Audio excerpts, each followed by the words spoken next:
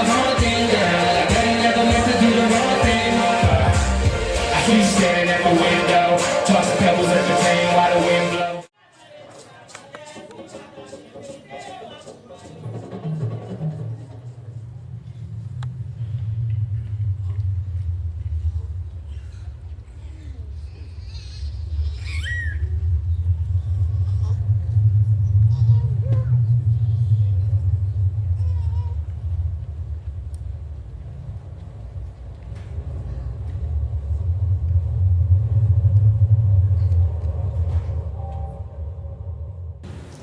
Have you ever had that feeling in the pit of your stomach, like the ache that you get maybe when you see a tragedy or a natural disaster happens and you get this feeling like, I wish I could help, but I don't know how. Or maybe your life situation doesn't allow you to. That used to happen to me a lot. It happened when I saw what happened in Haiti, the earthquake. And you know, maybe I wrote a check to Red Cross and I returned to my life, kind of forgot about it. You know, but it was pretty powerful. Has anyone ever felt that? Yeah. Well, kind of fast forward, I went to Haiti to volunteer as a midwife, and I thought, you know, this is it. I can do something. But I was so touched by the destitution of the people there, and the kids especially, that I felt I needed to do more. It wasn't enough.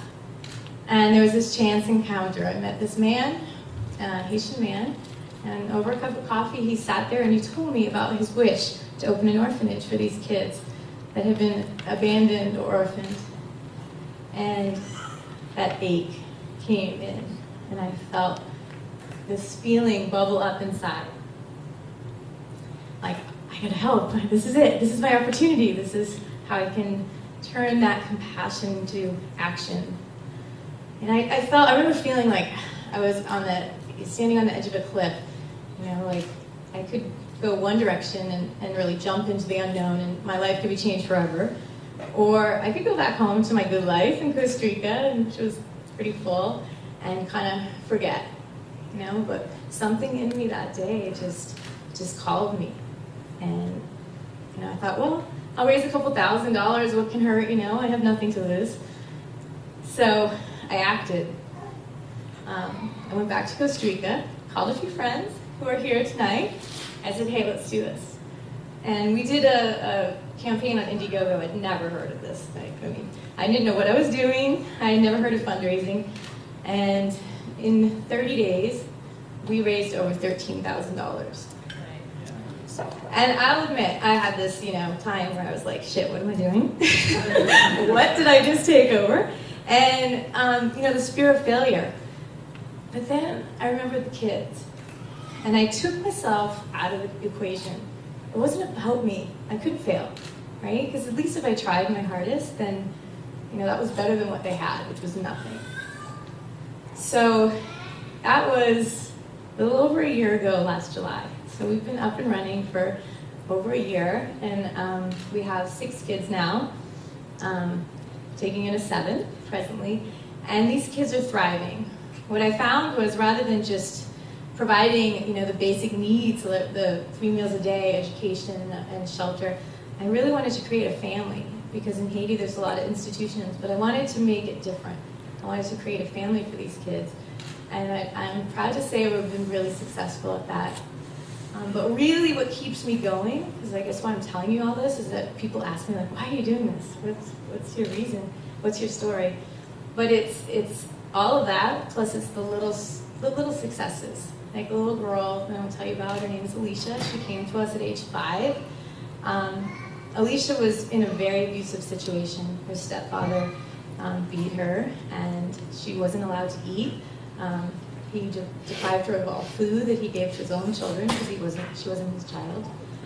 She wasn't allowed to go to school, and she was then sent away to live with other families and become a domestic servant, which is restavek. It's a very common problem in Haiti. And this has become a priority of ours to help these kids who are basically enslaved. So Alicia came to us, and after a few months, a man came to visit, came to our front gate and asked to see her. Well, our director, Francois, went and said, you know, I don't know you, but let me ask Alicia, I'll pull her out, see if she knows you. He said, Alicia, do you know this man? And this little 5-year-old is like tiny, puts her hands on the hips. She looks out the gate and she says, no. Runs back inside. And he said, sorry, we have a protocol. You know, you can only visit if your family and you're on the list, and this is the deal. And the man went away. So he went inside after that, and he said, Alicia, come here. Who's that guy? Did you know him? And she put her little hands on her hips again. And she looked at him. She said, yeah. That's the man that nearly beat me up. So this is why I'm doing this. That validates everything. The fact that this little girl, after a few months, can feel safe, secure, empowered, to look her abuser in the eye and reject him. I mean, that's it. So.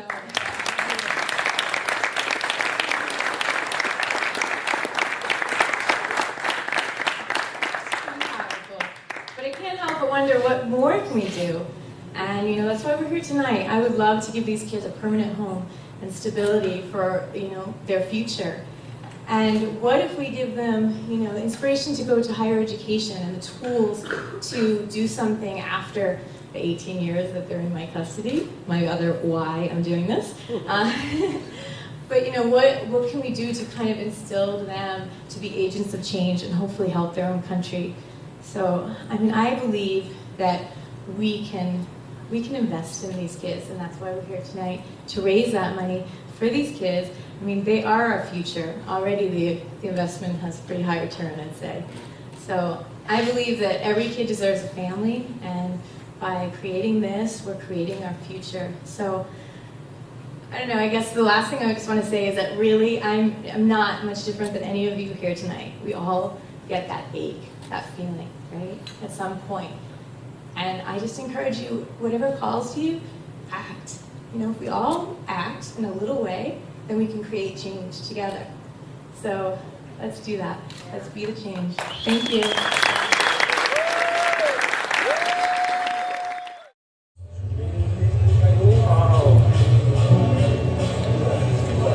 Que c'est visage fort.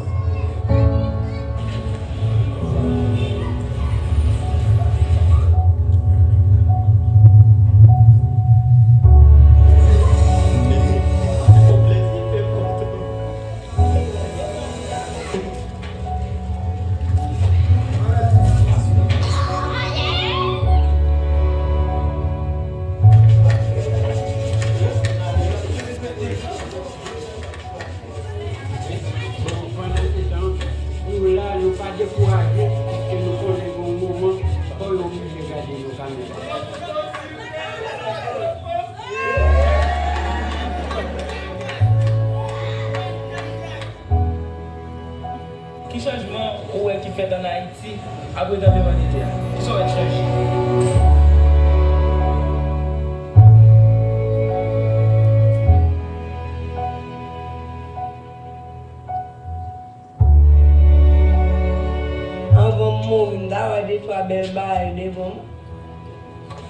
Nous avons souhaité que pour traverser ce moment,